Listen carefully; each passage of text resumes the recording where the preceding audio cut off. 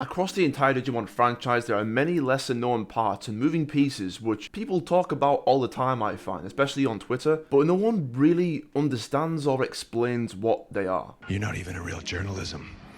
So I wanted to focus on a Digimon called Hackmon, was once called Hackmon, because I think it's one of the very many examples which had a lot of potential to add so much richness to the Digimon franchise, but in execution ended up missing the mark. First time. You wouldn't believe how difficult it was to find all the relevant information for Hackmon for this video. It is not easily accessible to learn about this Digimon, and thus I have arrived. The company Wiz, who were in charge of the toys and games side of Digimon, decided they needed a new profile. Execs and directors discussed concepts and ideas regarding introducing a Digimon with a father and son dynamic, by which a legacy could be passed on as a glorious burden. On top of the fact the legendary Royal Knights were such a monumental part of the Digimon world, they decided to create this special story, told in rather fragmented pieces, about Hackmon, once Hackmon, and Gankumon, the Royal Knight. These Digimon feature in a wide variety of games as a novelty pair, ranging from Digimon Fortune, Collectors, and a DigimonAdventure PSP game. Half of the games I just mentioned I bet you didn't even know existed. Yeah, me neither, and there's a good reason for that. They had this horrible reputation of bringing about these new Digimon games with lots of lore,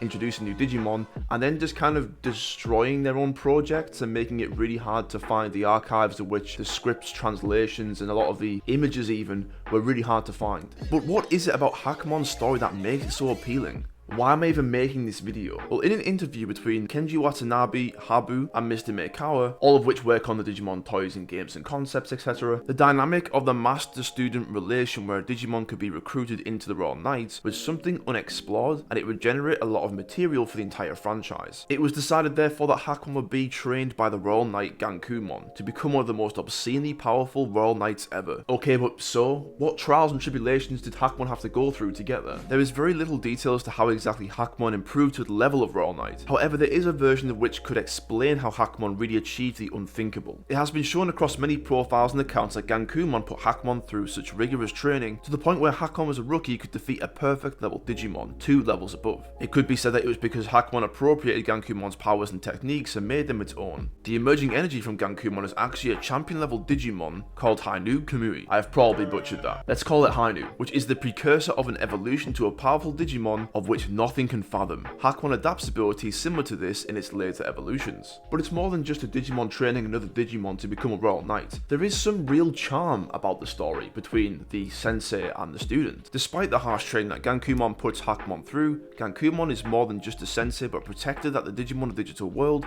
openly love and actively see, whereas the other Royal Knights rarely show their faces, dealing with grander agendas. So we can see how Hackmon is not only considered to be eligible as a potential 13th Royal Knight, but he has equally had the influence of a very personable character. A Digimon has never had the parent relationship in its base lore, not to mention with the added significance and importance of finding the next generation of Royal Knights to protect the digital world. What piqued my interest was that the aura of Hainu bears some resemblance to Hackmon, which perhaps characterizes this Digimon as a prophetic sign of the future Royal Knight, which burdens Gankumon with the responsibility of finding it, which could maybe explain why Gankumon went out of its way to do so, not just for being an unorthodox Royal Knight. So as you can see here, the interest surrounding Hackmon and Gankumon, there's something unique about Gankumon, there's something strange about Gankumon's powers in relation to Hackmon. So I dug deeper. There is a great deal of mystery about what Hackmon had to go through, but there are some clues. In Digimon Collectors, a mobile game back from 2011, which did not get a global release, this video game was actually centered around Hackmon and the very creation of the 7 great demon lords. Yggdrasil, the Digimon god, created Digitama, which it entrusts to Cherubimon, a holy Digimon, to hatch. Cherubimon takes it to the lower world where it should be brought up. Guided by the Sistermons, it hatches and escapes to the dark space. Arcadiamon is the culprit, and it has absorbed some of the Royal Knights to become perfect level. Alongside Ulforce Vidramon and Examon, Arcadiamon is defeated and its data spawns the Towers of the 7 Deadly Sins, where Hackmon had to destroy each of the towers where the fates of the Royal Knights had been sealed. But this was Yggdrasil's great will and not to be defied, as Lord Knight once stated. In the game, after the towers are destroyed, their calamity creates Ogudamon. It happens that Yggdrasil creates Ogudamon in this fashion to search out superior beings, and if no one could defeat Ogudamon, the world would collapse. The Royal Knights could not possibly defeat Ogudamon because any rapport of evil Ogudamon is immune to, and since the Royal Knights represent justice, where justice can result in evil, they were no match. Hackmon's evolved form, Bo Hackmon at the time, had to call upon his sensei Gankumon to help as a last resort, where the master and student pair managed to throw Ogudamon into space. Ogudamon, falling into eternal sleep, stops moving forever. So that is the very gist of the Digimon Collectors lore from that very old video game. The Royal Knights could not fathom Yggdrasil's will and wondered how Gankumon and Hackmon were able to accomplish this, but Omegamon, one of the Royal Knights, reflects on Yggdrasil's will to find a superior being, and ponders Hackmon's mysterious existence, and what Gankumon's intentions are for Hackmon. It is stated in the profile for Savior Hackmon, Hackmon's perfect level, that the progress in its metamorphosis came at a tragic cost, which actually prompted the evolution to perfect. However, as a result of the Collector's lore, Hackmon must have suffered something awful during the battle with Agudamon, or sometime afterwards. But beyond that evolution, there is little information on Savior Hackmon, because the developers at Wiz probably wanted to rush the product that is Hackmon to its ultimate end, that is Jesmon, a Digimon who successfully embraces the essence of Gankumon's mighty power as its own, and then some, where At, Rene, and Paul attach themselves to Jesmon as a similar entity to Hainu, and Jesmon ascends to its place as a member of the Royal Knights. With some mysteries leading up to Jesmon's rise, it has unimaginable powers, as shown in Digimon Tri for example, very well, and even going toe to toe with Ordinamon. But in reality, Jesmon is so much more than that. It has abilities such as OS Generics, which allows Jesmon to rewrite its own data to bypass the laws of the digital world. Hackmon just didn't get the right amount of attention and care to creating an overall character. We know very little about Hackmon.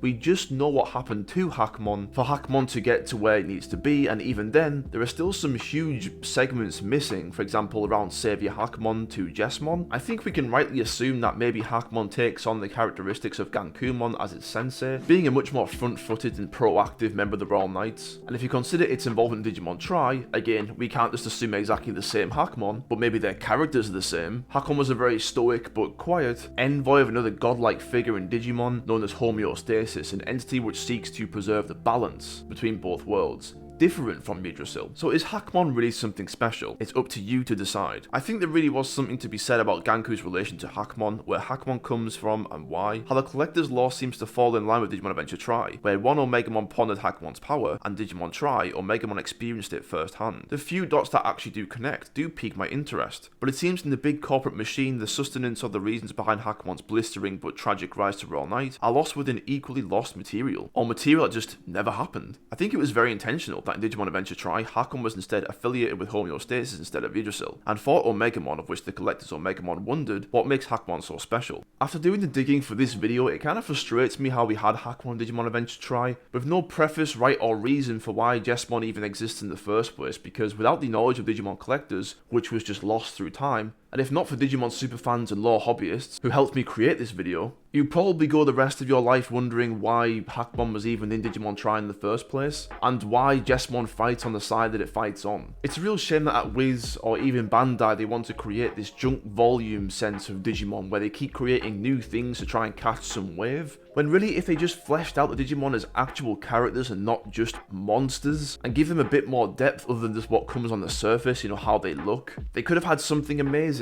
And their very initial intentions from this translated interview tells you everything you need to know about their feelings to create something special, because along comes a series called Boku no Hero Academia, where you have this same relation between sensei and student, All Might and Deku, which prompted an astronomical rise in that anime and manga and all the merchandise to become one of the biggest, most recognizable shows and characters in the world. They were actually onto something, but just didn't have the follow through for whatever reasons that may be. This was my attempt at kind of bringing Hackmon to the surface, and that Digimon has more than just digital monsters. They have real characters with their own stories that doesn't necessarily involve humans at all. But that, my friends, concludes today's video. I hope you really enjoyed this lore dump on Hackmon, the mysterious 13th Royal Knight, and also I suppose a pseudo discussion on development processes of Digimon in the toys and games section. But nevertheless, if you enjoyed this video, please leave a like, as it helps other people find this Hackmon story which has been lost through time. And please leave a comment. What are your thoughts? Do you think Hackmon deserves more time? Should there be more material made on Hackmon? Should this story be made into OVAs or something? Are we owed some kind of explanation as to what happened with Hackmon? Though if you made it this far, I really appreciate your time,